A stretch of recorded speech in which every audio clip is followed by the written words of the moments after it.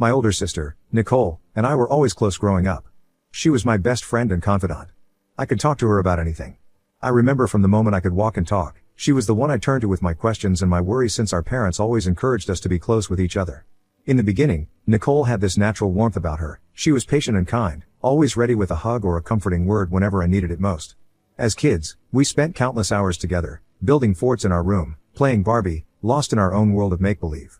Nicole loved reading books to me every night before we would fall asleep. When I started going to school, I remember I would cry a lot and beg my parents to not leave me all on my own. However, Nicole, who was a few grades ahead of me at school, assured me that she would watch over me, and true to her words, she always checked in on me during her lunch times. It was a comforting thing to know my older sister was there for me at school every day. I remember how she would help me with my homework after school, since our parents were both out working until long hours. Her patience was unwavering as she would explain math problems or help me craft stories for my English class. Nicole had this remarkable ability to make me feel smart and capable whenever I was around her.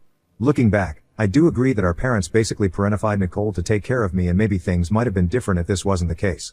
As a child, I still remember how whenever I faced any issues, I would run to Nicole for help and not even my own mother, because I knew my older sister knew me better. Unfortunately, because I was too young then, I never really understood just how much my sister struggled with her own mental health issues, and unlike me, she had no one to depend on. Our parents both worked full-time jobs and were doing everything in their power to keep a roof over our heads. We had a good childhood and they tried to give us everything we wanted, even if it was financially challenging for them. However, my sister must have felt neglected, and I wish my parents could have given her more attention and love. I remember once walking into her room and witnessing her cutting herself on her thighs. She immediately recoiled in horror seeing me, but I acted like I didn't notice anything as I didn't want to question her about it. At that time, I had no idea the implication of her actions and thought maybe it was something that dumb teenagers did for fun. Nicole started developing a real drug problem by the time she was about to graduate from high school.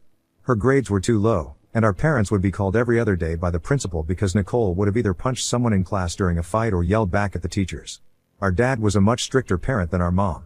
He would come back home and lecture Nicole for hours, sometimes yelling, and sometimes even going as far as removing her bedroom door just to punish her. Nicole would yell back at Dad about how much she hated school, and how everyone was just stupid. Mom would try to calm her down, but she never listened to anyone or changed her ways. The arguments between them would echo through the house, making it hard to focus on anything else. I would hide in my room, trying to block out the noise, but it was impossible to escape the tension. As time went on, Nicole's behavior kept getting worse, and the strain on our family grew heavier. One night, Nicole tried to run away from home with one of her delinquent boyfriends. My parents woke up to a letter she had left for us at the dining table, filled with insults directed at my parents and threats to leave her alone as she wanted to start a new life with her boyfriend. I still remember my mother's wail of pain as she cried, clutching the letter to her chest, since none of us expected Nicole to do such a thing. My dad's hands shook as he called 911, his voice unsteady as he explained the situation. Nicole was still a minor at the time, and we knew she wasn't in her right mind due to all her drug usage, so the authorities took our matter seriously. It felt like an eternity as we waited for any news about her during the next few days. Fortunately, Nicole was found in a seedy motel with her boyfriend, who was apparently involved in some sort of drug operation. While the guy was arrested for his involvement, Nicole was escorted back home since she claimed she had no idea about his side business and had not witnessed anything. When she came back home, I thought maybe, just maybe, she would realize how much our parents cared for her, how scared they had been, and we could go back to normalcy. I wanted to run up to her and hug her, but instead of thanking us for saving her from a dangerous situation, Nicole screamed and yelled at our parents for trying to control her life and for getting her boyfriend arrested. Her face was twisted with anger, her eyes wild and unrecognizable. She appeared to be still coming down from a drug high and was just completely out of it. I remember Dad, his voice firm yet trembling with emotion, informing her, "Nicole, we love you, but we can't keep going on like this. You need professional help." Mom stood beside him, nodding through her tears, her hand gripping as tightly for support. Nicole's reaction was explosive. "Help? You think I need help? You're the ones who need help," she shouted, throwing her arms in the air. "I'm not your prisoner. You can't control me." Dad and Mom then informed her that they had arranged a rehab center for her to go to for some time where she could heal. Hearing this, Nicole started screaming even louder and threw things at us in anger. I was so taken aback by how different my sister was behaving that I just went numb watching her act like that. She did not care what she threw at us and if it hurt us or not. She kept screaming at our parents that she would kill herself if they forced her to go to rehab. However, this time, our parents were resolute. Mom told Nicole that, as a minor, they were responsible for her until she came of age, and they couldn't simply stand by and allow her to destroy her life. Dad had to lock her in her room for the night just to stop her from breaking more things and injuring herself. It was heartbreaking to see what drugs had done to my sister. The days that followed were a blur of preparations and difficult conversations. Mom and Dad worked tirelessly to get Nicole admitted to the rehab center, dealing with paperwork and making arrangements. Nicole, meanwhile, continued to lash out at us, her mood swinging wildly from anger to despair. The morning she left for the rehab center was one of the hardest days of my life. I watched as my parents led her out of the house, her eyes filled with a mixture of rage and helplessness. I knew deep down that this was the best thing for her, the only way to save her from herself. I remember running up to her, trying to hug her, but she pushed me to the ground and spat on me. I was quite taken aback by this, as until then, my sister had never directly shown this much anger towards me. My mom reassured me that Nicole was just suffering and to not hold this action against her. I understood, and over the weeks, I prayed and held on to the hope that Nicole would come back to us, whole and healed. When Nicole was finally released after 2 months, she looked much healthier. Her once gaunt face had filled out a bit, and there was a hint of color in her cheeks. When our parents and I went to greet her, we thought that now things could go back to normal as much as possible. I remember Mom's eyes were filled with tears of relief as she enveloped Nicole in a gentle hug, while Dad placed a hand on her shoulder, giving it a reassuring squeeze. I tried to hug her too, but she ignored me, so I took a few steps back, unsure of what to say or do. I had missed my sister terribly, and I was just happy to see her again after so long. On our drive back home, Mom kept telling her how glad we were to have her back and how she had kept her room as neat and clean as possible, just the way she liked it. Dad had brought Nicole her favorite candies and cookies from the store. I had drawn her a card where I had written just how much I had missed her when she was away from us and how glad I was to have my sister back. To my disappointment, Nicole didn't even glance at the card I made. I guess my parents were too busy taking care of her that they didn't notice immediately how odd my sister's behavior was towards me. The days that followed were very tense and confusing. Nicole spent most of her time in her room, and she avoided me whenever she saw me in the kitchen or the living room. I tried to give her space, hoping she just needed time to adjust, but it quickly became clear that things were different. Whenever I tried to reach out or make some casual conversation, she would snap at me, her eyes filled with anger and resentment. "What do you want?" she would hiss, her voice sharp and cold. "Can't you just leave me alone?" One evening, when our parents were not home, I thought this would be the perfect time for us to clear things between us and have a one-on-one talk, so I knocked on her door, hoping to reconnect. "Nicole, can I come in? I just want to talk." "Go away," she screamed from the other side. "I don't ever want to see your stupid face." I stood there, stunned and hurt, not understanding why she was pushing me away when I had done nothing to her whatsoever. I missed the sister who used to be my confidant, who helped me with my homework and shared late-night talks. Now, she seemed like a stranger. Our parents did try to mediate, but their efforts only seemed to make things worse. Whenever Mom or Dad talked to Nicole about why she was angry at me, my sister would yell at them about how she wished they never had any other child other than her and how much she wished Mom had aborted me. This was heartbreaking for me to hear because, for me, my sister was my hero. She was the person I looked up to. For her, to wish I was never born was the most cruel thing I had ever heard. And it wasn't like she said this out of anger or during a fight. I realized it was genuinely something she wished for. Our family dinners were no longer lively and filled with laughter like they were in the past. Instead, they were tense and uncomfortable, with Nicole glaring at me, rolling her eyes, or making fun of me whenever I tried to talk about my friends or grades to our parents. She would loudly remark what a loser I was or how nerdy I was and why I didn't deserve to have any friends, while our parents would attempt to shut her up. I would just pick at my food, trying to hold back tears, wondering what I had done to make her hate me so much. The change in Nicole was heartbreaking. She seemed to be carrying so much pain and anger, and I didn't know how to reach her. I missed her more than ever, but every attempt to reconnect was met with hostility and rejection. Her anger towards me became so much worse that she started to find ways to end my life permanently. I am severely allergic to peanuts, and my entire family knows that very well. My mom and dad don't even get peanuts into the house as they don't want to put me at risk. One day, Nicole made some chicken salad for all of us for dinner. I didn't think much about it as I sat down to eat it with my family. The first few bites were fine. However, I started to feel a bit uneasy out of nowhere, and my mom, who was eating the salad and looking at her plate, suddenly realized there were tiny pieces of chopped peanuts inside the salad. She yelled at Nicole, asking if she had used peanuts since everyone knew I was allergic to them, and Nicole said she had used them to make the salad more crunchy. By this time, I could feel my throat almost close up. Panic set in as my breathing became more labored. I grabbed at my throat, trying to gasp for air, while my mom jumped out of her chair and rushed to my side. "Nicole, how could you?" she screamed, her voice filled with a mix of fear and anger. Nicole just stood there, looking indifferent. "I don't think it's a big deal," she muttered. "She must be pretending." My dad sprang into action, grabbing my EpiPen from the kitchen drawer. He quickly administered the injection while my mom called 911, her voice trembling as she explained the situation to the operator. The seconds felt like hours as we waited for the ambulance to arrive. I had no energy to even keep my eyes open. As I lay on the floor, struggling to breathe, I couldn't help but feel a mix of betrayal and sadness. My older sister, who used to care so much about me, had knowingly put my life at risk. The paramedics arrived quickly and rushed me to the hospital. The ride was a blur of sirens and concerned faces as I fought to stay conscious. Once at the hospital, the doctors worked swiftly to stabilize me, and slowly, my breathing began to improve.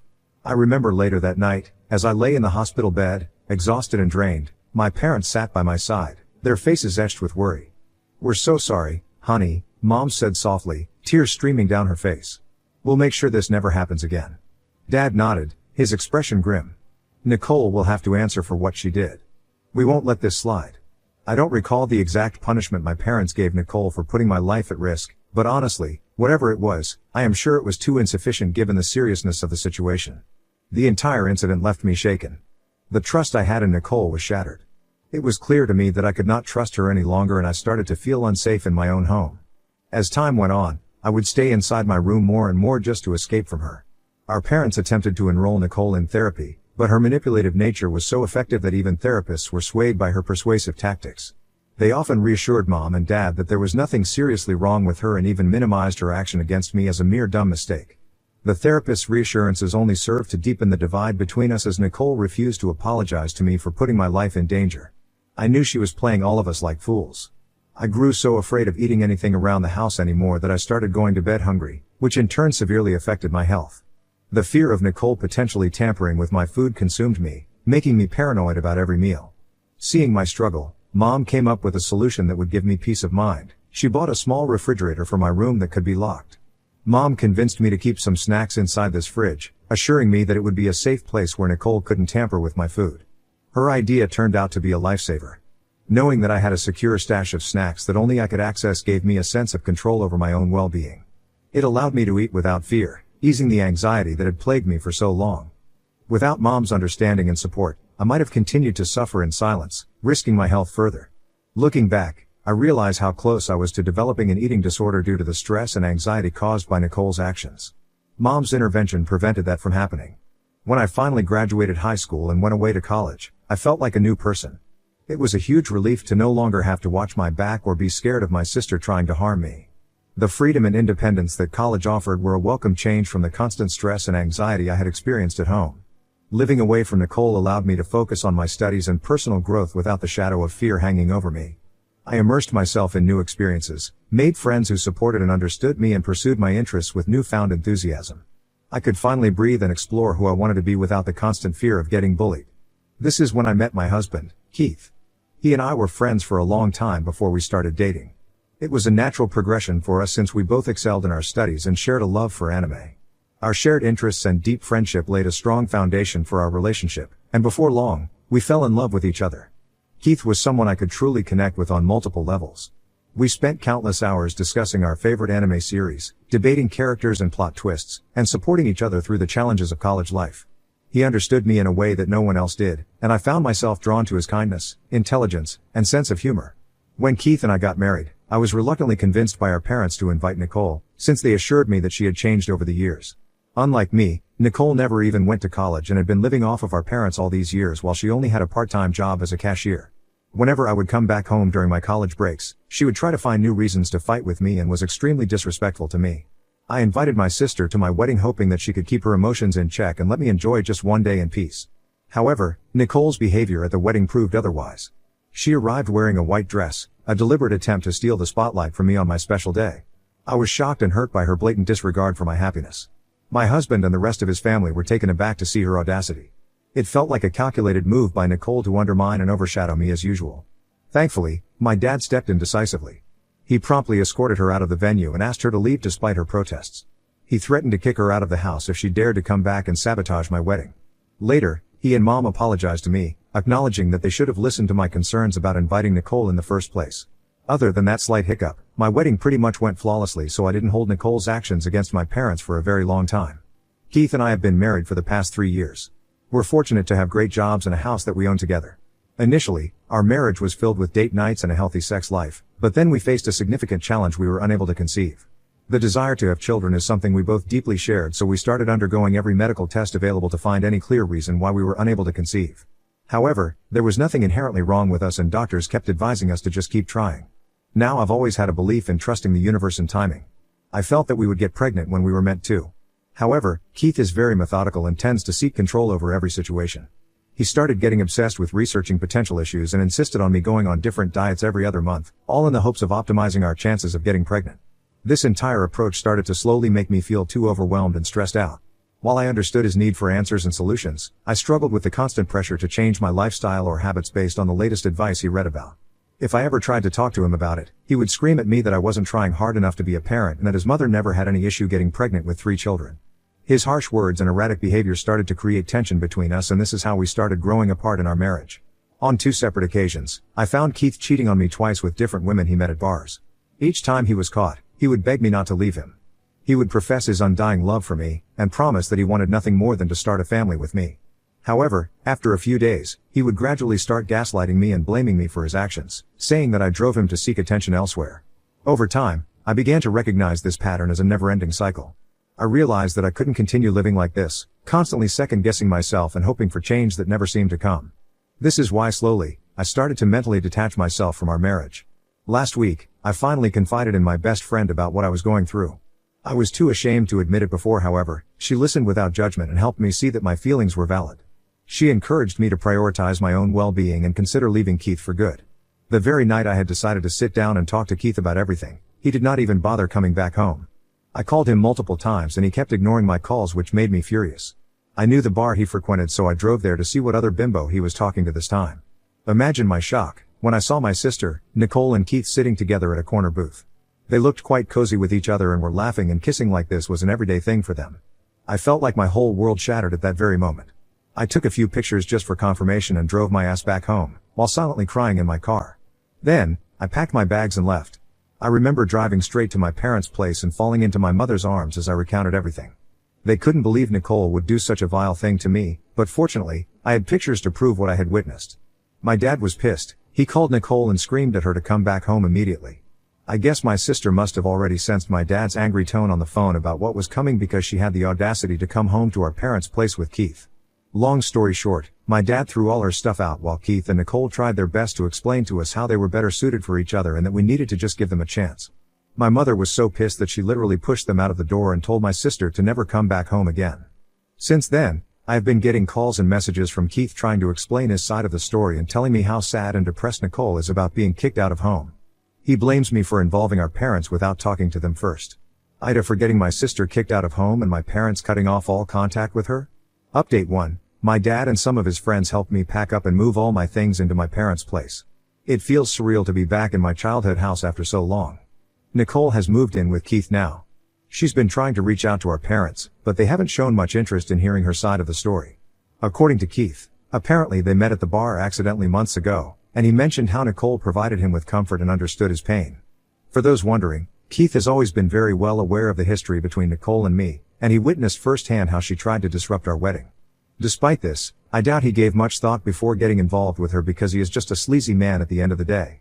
As for Nicole, she has always harbored resentment towards me and probably saw pursuing my husband as a way to assert her power over me. It's possible that both of them found the idea thrilling, even arousing during their affair. Anyway, I will be talking to a divorce lawyer this week so I can go forward with my divorce. Update 2. Okay, I know it's been a month since my last update, but I am back with some important news. I recently discovered that I am pregnant. It's something I've wanted so badly, but I can't help wishing the circumstances were different. My parents have strongly discouraged me from keeping this child because they fear it will forever tie me to Keith, and I'm not sure if I can handle that. I know I need to seriously think about my options in the coming days. It's a lot to process, especially with everything that's happened recently. I informed Keith about my pregnancy, and his immediate reaction was to suggest stopping the divorce proceedings and starting marriage counseling between us. He assured me that he would break up with Nicole right then and there. I was taken aback by his sudden change in behavior and couldn't help but laugh at his proposal, as it seemed so absurd to me. I made it clear to him that there was no chance I would ever get back together with him. Even if I decided to have this child, our relationship would strictly be only about co-parenting for the sake of the child.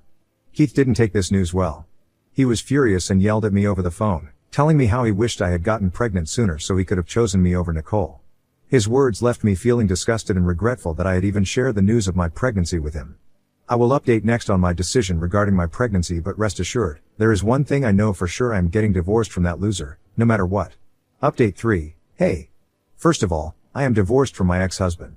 As part of the divorce settlement, He had to pay me a substantial alimony, which allowed me to secure a new place for myself.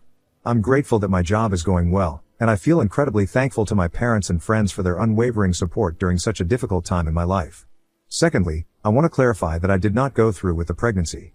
I understand that some people may not agree with my decision, but I want to emphasize that I was not in the right headspace to bring a child into this world. I had serious doubts about my ability to care for them and didn't want to risk their suffering because of my circumstances. It was an incredibly difficult choice, and I feel devastated by it, but deep down, I believe it was the best decision for both myself and the potential child. As for Nicole and Keith, they broke up shortly after I got divorced from Keith. Apparently, they had a serious fight, and Keith kicked Nicole out in the middle of the night. She attempted to seek shelter at our parents' place, but they refused to let her in. When my dad threatened to call the police on her, she had no choice but to leave them alone. From what we've heard from mutual friends, Nicole is currently couch surfing and trying to save money. I hope she takes this opportunity to mature and find a better direction in life.